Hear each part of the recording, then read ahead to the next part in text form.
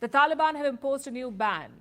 Fair warning, they seem to be running out of things to ban, so they're getting creative. This time they have banned windows. Yes, windows, not the Microsoft kind, actual physical windows. And not all of them, just the ones that expose women. The windows that overlook neighborhood homes with women inside and allow their visibility in private spaces. Basically, women can exist, but they must be invisible, even in their own homes, obviously. So, based on common sense, Taliban leaders have urged people to take a practical test, a window test, so to speak. If you look out the window, and you have to look out the window and check if you can see any of these things, a courtyard, a kitchen, or a well. If there's a park outside, good for you because women are already banned there. If there's a public bathroom, again, score, women can't go there either. But if you can see a place frequented by women, then too bad. You must cover your window and not with a curtain. That sounds almost too Western. You have to put up a wall, remove the window altogether. And if you're constructing a home, never mind feng shui, make sure that there are no windows overlooking places where you can spot women. That, dear viewers, is the current situation going on in Afghanistan. Our favorite pals, the Taliban, has taken it a step further with their insane rules, and now, heaven forbid, you look outside of your window and happen to see a dreaded woman there who will tempt you with all her womanly wiles to do something awful to her. I can't even with this. And so today, we are the Sassy Ladies, and this is our podcast where we are going to talk about this most recent ruling by the Taliban and some of their other crazy things that they have put forth ever since coming into power in 2021. So, with this one in particular, they've designated that any female space, which includes courtyards, it includes gardens, it includes kitchens, because of course that's a woman's space, the kitchen, you should not be able to look at that space and see a woman. And so, if you are able to do that, you have to remove the window or block it or put up some sort of protection in order to keep the man who's looking through the window at this woman from being tempted. So the actual order states, and this was sent out, and God knows I'm just going to absolutely butcher this man's name. But the supreme leader, Hibatullah Akhundal. Wow, I'm not even going to. Hibatullah. He's probably gonna be so offended if he ever finds out that I called him by his first name. I But don't particularly care if he's offended. well, the supreme leader of the Taliban ordered, and it was announced through the Taliban's administrative office, instructions that are banning. It's a ban for construction projects, right? Construction projects are not allowed to put windows on walls that overlook areas in other people's homes where women might be. Ideally, as she stated in this news broadcast, the kitchen, the courtyard, the anywhere that woman is going to be, um, they're not allowed to. And if you already have a home that has a window that can view into those spaces in somebody else's home, in your neighbor's home, you have to remove that window and put a wall in. And I just cannot imagine. And this isn't just, to me, it's not just about women. I can't even imagine that for any person living living there, that this is the quality of life without windows is so, to me, would be so poor. I can't imagine having to remove the windows in your bedroom or your favorite space simply because there's a woman that lives next door and you might just see her outside of it. And as someone with 3 sons, have you ever considered, like, oh my God, my child is going to be tempted? Let me just block all the windows in case they might see a woman walking by. Absolutely not. I do not. I've made a conscious effort in raising 3 men to make sure that they are able to see women without sexualizing them, to see women as people, um, and to know that breasts are not, that they can see that I have breasts and they don't need to sexualize them. They can see a human body, because that's what women are, um, in most places, right? We are women. We are human, excuse me, and let us be human and not a sex object. So no, this is. I mean, this takes me back. You had mentioned that we were going to go over some of these rules and regulations that have been building and have continued to be added since COVID. Since COVID, um, they have just the Taliban has just really been building their it's almost like they've reframed their what's the word I'm looking for? The target. They have retargeted their aggression against women, and kind of come at it with a full force since COVID.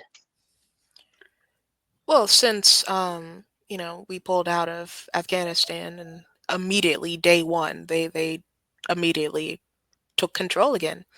And it was heartbreaking for, these women who had gotten used to going to school and being nurses and, having some hope for what they could do in the future. And then after 10 years of having those options, it's just taken away. Um, that has only gone worse. Like, it seems like every month the Taliban is trying to one up itself and what it can do to keep women from existing. Uh, Next, they're probably going to ban women from breathing too hard or from sneezing. Anything that says, hey, I'm a human being, they seem to be against when it comes to women. And so some of the other things the Taliban has enacted towards women include, of course, preventing women from getting an education. And this was done in several stages. And it was very important to do it in stages so that there wouldn't be a knee-jerk reaction against it. If you just Mm-hmm. say, no, no, no, no, no, no, we just want to, first, on August 30th, 2021, no, first we just want to ban coeducation. We just want to, make sure the men are teaching the men and the women are teaching the women. That's all. And then it turns into, nope, girls above this age can't go to school at all. And nope, girls just in general don't need to go to school and this and that. And it just builds upon itself gradually so that it's harder to, fight back against. And now it's at the point that women can't even become nurses. They can't even become what's the term? Ariel, uh, for Midwives? Are you talking about midwives. the Yes, yes, midwife yes, ban? Yes, yes. I was actually gonna. When you mentioned nurses, I was gonna be like, yeah, they've they've closed all of the schools. One day they showed up, and this was just at the beginning of December, 2024, so last year, that a month ago, right? That they showed up to these schools and told those women to not come back, with the promise, quote unquote, that they would reopen the schools once they were able to confirm that the curriculum was Islamic, whatever that means. Which all the other Islamic countries seem to have found a way to make that work.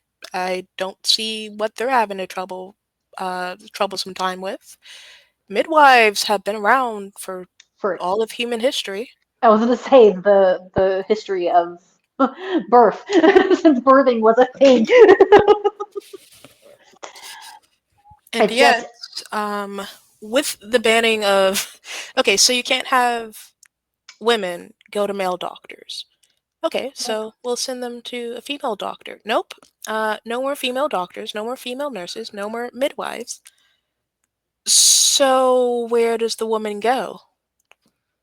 She doesn't, and that's where it just cuts my heart to pieces because I've given birth 3 times, so I know how truly agonizing the entire process is, and all of my pregnancies and my births, with the exception of maybe my middle child who was 66 hours in labor. But for the most Jeez. part, they were textbook, right? They were, best case scenario, pregnancy through birth. Everything was fine, everything was good, right? Um, and that's not always the case. And even in those textbook births, it was still a horrible process. It was still agonizing. And to know that I could go to somebody that knew what was going on, that knew what to expect, that knew how to take care of me, that knew what they were doing was a comfort in those agonizing moments, hours, days, right? What happens to a woman if the baby's breached and there's no one there to help her turn the baby around or get that baby out of her? She's gonna die, and so is that baby. What is going to happen if they don't deliver she doesn't know to deliver the placenta? Because if you don't deliver that fully, she could bleed to death. She's gonna die. Or something as simple as just giving birth in a clean, sanitary environment so that you don't get an infection. The baby doesn't get sick right out the womb when it's most vulnerable. Just having a clean environment to go through the entire process. Well, and I mean, I'm sure that their argument is that women have been giving birth since the dawn of time, and this isn't untrue. But people were also dying of the common cold because they didn't have, you know what I mean? Like the advancements in science has really bettered our lives, and it's just it's what it comes down to for me is, at what point do women get to be human? At and this is I hate making this comparison, but back in back before science and before they were um, you know correctly identified, great apes were thought as like humanoid, for lack of a better word, aliens, right? Because we didn't know anything about them. At what point? But science came. We were able to identify. Okay, this is a great ape. It's related to monkeys, and through that, we are all part of the same, gene pool, class, whatever. But at what point will women stop being this foreign thing, this thing that doesn't have rights, that doesn't have their own thoughts and feelings, that doesn't have their own autonomy? At what point do women get to be? End of sentence. And on the topic of childbirth, Afghanistan celebrated the first baby born in the new year, and it was a beautiful baby girl. Mm, And you see the pictures of her. She's all, cuddled up in pinks and purples, smiling, innocent. And you know what's waiting for her. yeah. Other things that the Taliban has implemented, I'm sure a lot of you have heard about the very strange rule that women's voices can't be heard in public. So it began as you can't sing, you can't let a male hear you singing, and then it just became more generalized to no, you can't let a man hear your voice like at all unless he's your husband or it's like an emergency, which even then they say that they're okay with emergencies, but there have been, reports of people who were assaulted when they were trying to ask for help because their voice was heard. What makes me really sad um, about this, uh, and what really needs to be called to attention is the fact that they're I know that their logic is that they're protecting, right? They're protecting their women. Um, but the fact remains that 80 that per capita 87, almost 88% of suicides in Afghanistan are women, tells me that this has nothing to do with protecting these women in any form or fashion. These women are not, it's, And a lot of people will argue that the women want this, that, oh, this is their culture, this is what they're happy with. Right there, that suicide rate tells you, no, this is not what they're happy with. Just because they're forced to comply, forced to stay quiet out of fear of harm to themselves, to their children, that does not mean that this is what they want, especially when they did have that 10-12 year period of hope for the future and oh, I can get a degree, I can get my education, I can do this and that, and to have it taken away from them, that is devastating. yes, there was an article I read about the going back to the midwifery ban. That it was there was a woman that was being interviewed, and she and her entire family was so proud. Her family was so proud of her for what she was doing, for going to school, for they were so proud of her that it just defies logic. This thinking, not that I expect logic, I don't expect it, but it really is something that I have a hard time, and even like now my chest is constricting just thinking of myself, like imagining myself in these positions, and I couldn't. If these women wanted this, why would these women be getting killed, right? Why would they be getting punished for for for trying to escape these situations? And that's really what it is. They're trying to escape, and if you're happy somewhere, you don't have to escape. Yep. There's I don't know the details of it. I haven't watched it yet, but there's this interview of someone who orchestrated this wedding just to get out 100 people, just to get 100 people out of Afghanistan. Had this whole big fake wedding thing. Um, you don't see that happening in countries that people actually want to be in, where people are happy. You don't have people orchestrating big plots under the guise of something else just to get people out of there. Yeah. Yeah. And it's disgusting that people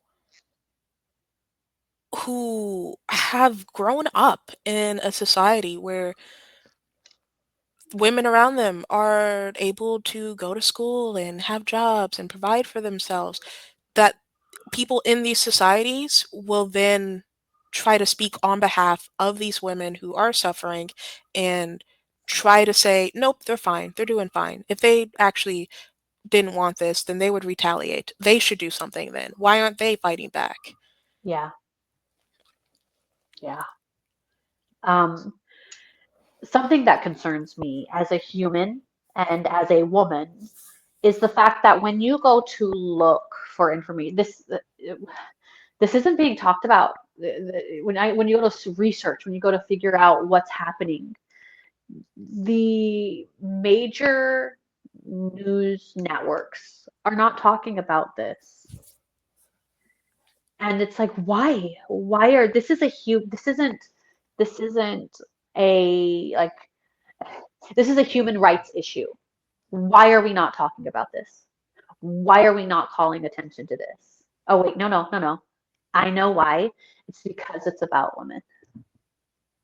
If this was a ban blocking people from being able to see men, if men weren't allowed in the parks, if men weren't allowed to be heard, if men weren't allowed to sing, if men weren't allowed to become doctors, this would be worldwide top news.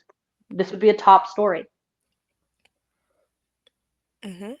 And for as much as people want to claim that it's always about women and children first, we protect women and children, that's what men do. Somehow it's always the women and children who end up the most screwed over across the entire world. Yeah, and so this isn't 100% an Afghan issue or a Taliban problem. However, I do have to say that the Taliban really does know how to make a name for itself in this subject. And the very fact that other countries aren't taking this as a warning. They're not taking it as, oh, hey, there's still, huge problems in the world that need to get addressed. And, we should make sure that we are taking that extra effort to teach our people, to respect women and etc. The fact that it's just being covered up and ignored and, oh, well, that's just their culture. Oh, that's just what they want. Huh. That really is indicative of how little people around the world, particularly men around the world, actually care about this issue. Because around the world, it's mainly men who are in positions of power. They're the ones who can actually do something about this. And to blame the victims who are being watched and held down in their homes and have their children used against them, Mm-hmm, mm-hmm. that that's not how you be a good leader. That's just you wanting to reap all the benefits and ignoring the consequences that other people have to face. And to then tote yourself up on some sort of pedestal and claim that you're somehow superior when you are aware of what's going on and you do have the power to step in to at least try to send some aid. Because in addition to all of this, right now, the United Nations is expecting, I think, an upwards of maybe several million people this winter, because it's a particularly harsh winter in Afghanistan. Several million people are expected to be in a state of desperation. Emergency. And have you heard about that from anywhere? Nope. Nope, it's not anywhere. Nope. So even it's not even just the women. The men in Afghanistan aren't doing so hot either. And Yeah. definitely not the children. But who cares? It's Afghanistan. Let's continue acting as if the tiny problems in the West are the entirety of the world. Oh, no, nothing's worse than whatever small issue is bothering you for 5 minutes before you go about your day and forget about it. Because the rest of the world is just so perfect and pretty as long as you don't hear about what's really going on. What is our question for our viewers? What's our thought? What information do we want, or what thoughts do we want to collect from our viewers here? I would like to know from all of you, what do you think will be the turning point? Because this can't last. It's not sustainable for human development, for human survival. Obviously, you can't just lock women away and they can't speak, they can't see a doctor, they can't do anything. Obviously, that's not going to work in the long term. So, what do you think will be the turning point that will lead to change? And this can be internal, it can be external, it can be international involvement. Just what do you predict will happen one day, hopefully soon, to turn this around? And with that, do you have any closing thoughts on this issue, Ariel? No, it's so heartbreaking, and unfortunately, Afghanistan and the Taliban is something that it doesn't matter what I say or do because they wouldn't listen to me anyway.